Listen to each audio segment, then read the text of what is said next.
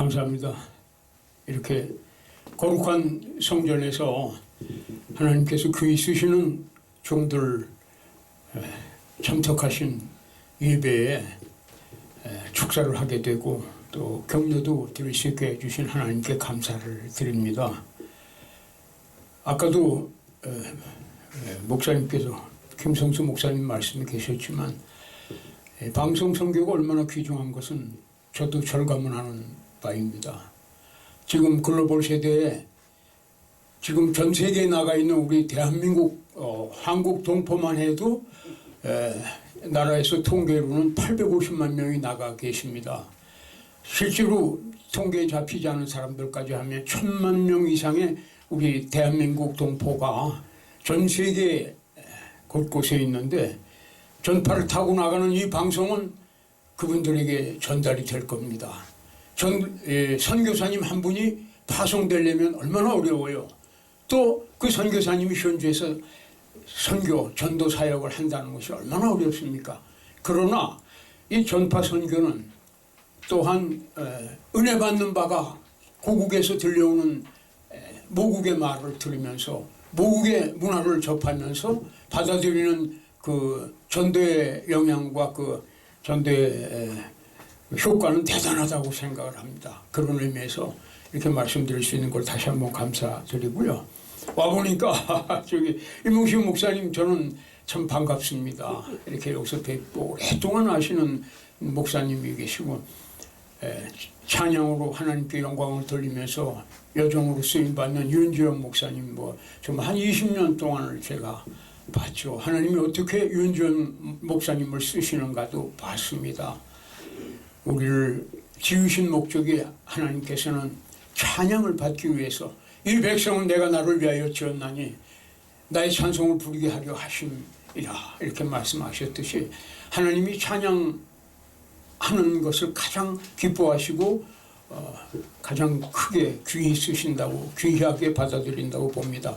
오늘 아침 새벽에도 성경을 봉독하고 묵상하는 중에 이스라엘의 역사가 나라가 위기에 처할 때 정말 이쪽에 하나님 백성은 정말 아주 너무나 적고 전쟁하고 관계가 없이 평화스러운 삶을 사는데 적군은 바다의 모래와 같이 때로는 수십만이 정말 쳐들어왔는데도 아사왕 또는 그 아들 여호사밧 왕은 백성들을 이끌고 나가서 정말 상대가 안 되는 중과 부족의 백성들이지만 하나님께 기도하고 찬양을 할 때 하나님께서는 복병을 두어서 모압과 암몬과 세일 거민이 서로 죽이고 서로 치고받고 아주 그냥 하나도 남지 않고 다 정말 멸절되고 정말 열길로 도망가는 그러한 역사가 계속 있어 왔죠. 그래서 이 찬양이 그만큼 중요하다는 생각을 해봤습니다.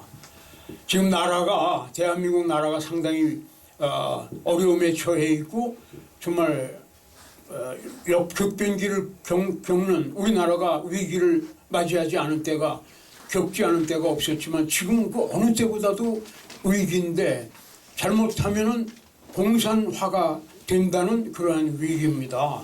무슨 나라에 무슨 전쟁이 터지고 이러는 거는 미국이 있는 한은 있을 수가 없겠지만 공산화는 정말 부지불식간에 이미 많이 되어 있고 아주 그게 참 위기고 이 위기는 공산화가 되는 것은 다른 거 먹고 살고 우리가 삶의 질에 대한 걸 떠나서 교회가 박멸되고 교회가 파괴된다는 것이 가장 무서운 현실입니다.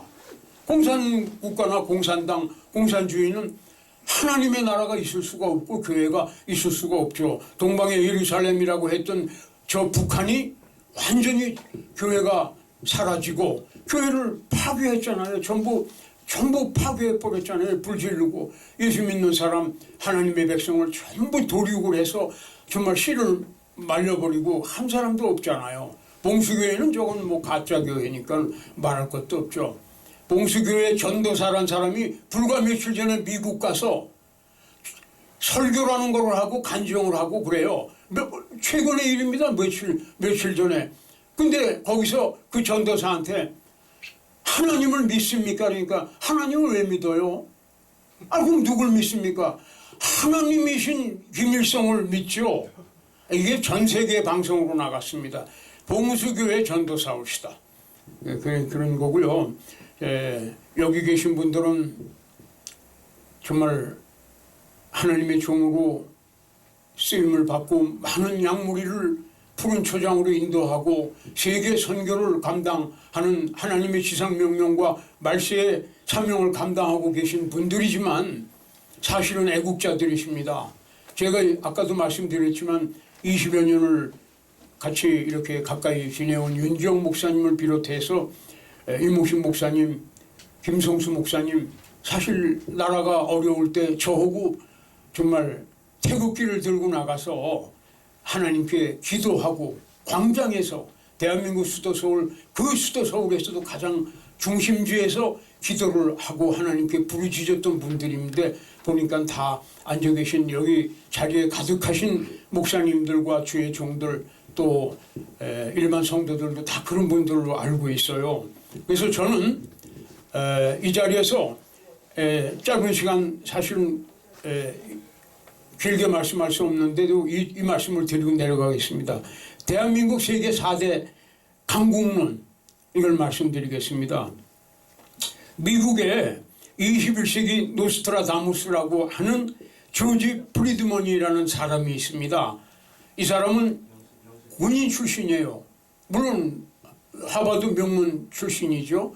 코넬도 나오시고 그런 석학이고 미래학자인데 이 사람이 연구소를 가지고 있는데 연구소의 연구원이 한 600~700명 되는데 그 600~700명은 전부 허버드, 캠브리지, 코넬 그 이상의 대학이고 그런 대학 두세 군데에서 다 박사학위를 몇 개씩 받은 사람이 수백 명이 근무를 하고 있는데요. 그 연구소에서 나오는 모든 예측과 논설이 다 미국의 CIA 백악관 그리고 미국 증권과 미국 금융과 미국 메이저 신문들이 통신사들이 전부 실시간으로 받습니다. 실시간으로 받아가지고 수정을 할 수가 없습니다. 정확하기 때문에 그대로 그 방송과 정책과 수립에 정책 수립에 이제 적용을 하고 있는데 그래서 21세기 노스트라다무스라는 말을 듣는데 거기서 뭐라고 그랬냐면 미국은 앞으로 500년을 경찰 국가로서 전 세계 초강대국으로 존립할 것이다. 그건 그냥 나오는 얘기가 아니라 정확한 분석과 자료와 통계에 의해서 이제 그로 나온 결론이죠. 그리고 제가 이 자리에서 말씀드릴 것은 한국이 앞으로 세계 4대 강국에 들어간다 이겁니다. 그 세계 4대 강국은 여기서 예측하는 거는 2040년을 예측하라고 있어요. 2040년에는 앞으로 10년에서 20년 안에 반드시 대한민국은 싫어도 통일이 될 것이고 통일이 된 다음에는 생각만 해도 그렇지 않습니까?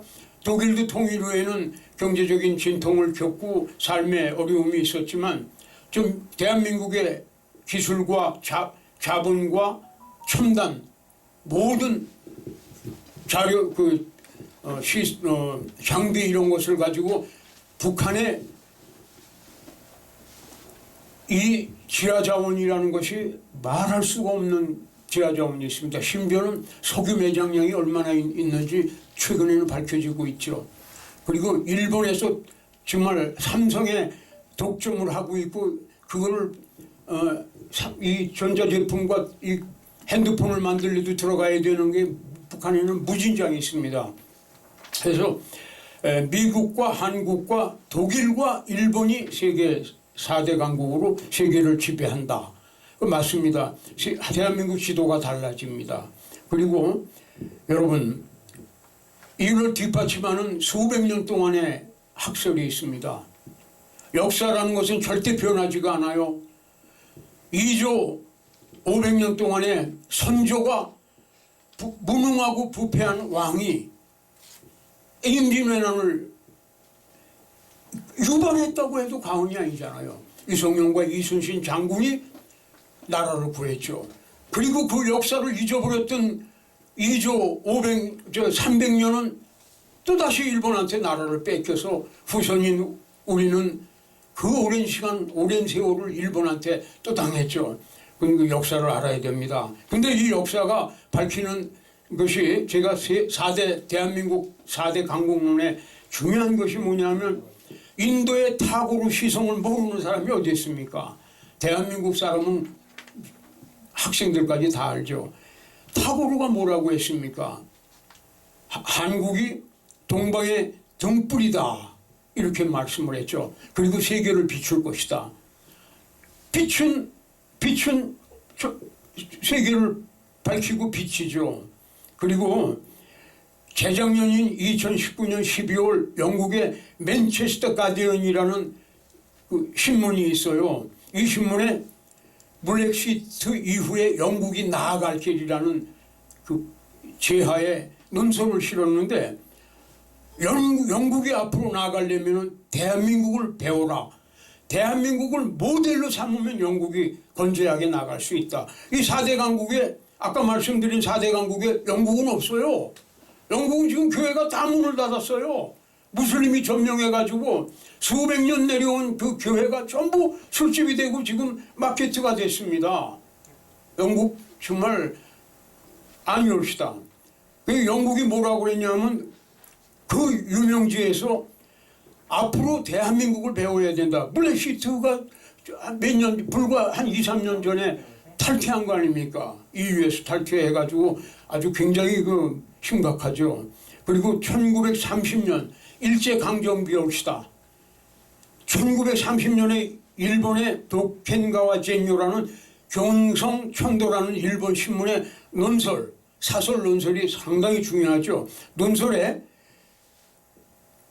그때 우리나라는 비참했어요. 무지몽매하고 가난하고 빈곤하고 걸식하고 굶은 상태인데 그때 이 신문에 뭐라고 났냐면 조선의 저기압이 일단 고기압으로 바뀌면 제왕의 자리에 올라 사방을 지배할 수 있는 힘을 휘두를 수 있게 된다.